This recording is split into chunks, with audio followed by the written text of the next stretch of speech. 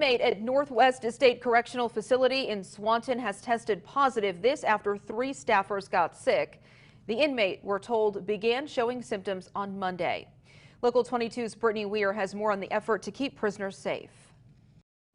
This is the first inmate in Vermont prison system to be tested positive for COVID-19. The inmate has been placed in a negative pressure cell and does not require hospitalization, but they are being taken care of by medical personnel at the prison. We anticipated it was not a case of if, but when, and we proactively in corrections have been responding to keep the inmate and the rest of those housed in the facility and the staff safe. In addition to the inmate, 3 staff members at Northwest have also tested positive. According to the Secretary of the Agency of Human Services, Mike Smith, 1 had no contact with inmates, 1 had possible contact within 48 hours of developing symptoms, and the last had confirmed contact with inmates within 48 hours. In response to those positive tests, the facility was placed on modified lockdown on April 5th and then full lockdown on April 6th to protect inmates and prevent transmission. Mike Smith says an inmate who shared a cell with the confirmed case is in single-room isolation but has not developed symptoms. The Department of Correction is going to test all staff and inmates at the facility.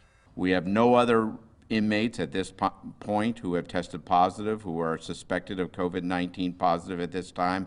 No other tests pending for inmates. In regards to the rest of Vermont, Governor Scott said we are seeing fewer cases than what was predicted, but he still wants to make an extension to his stay home, stay safe order. We are data driven. We're going to watch what's happening and make sure that we're doing everything we can to keep Vermonters safe, but knowing we have to get to some sort of normalcy in the near future. Dr. Mark Levine said that the federal government has supplied the state with rapid testing that will give results in 15 minutes. We believe the total number of tests we'll have is 1,800 total.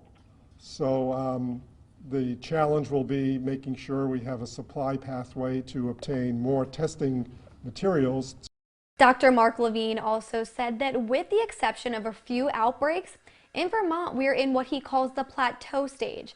Now, this is different than a deceleration. Behind me is a chart of all the cases here in Vermont, and we're still going up, but it is a bit of positive news. He also said that he doesn't believe that social distancing will be the new norm, but if we start to see peaks in activity, we will have to revert back to it.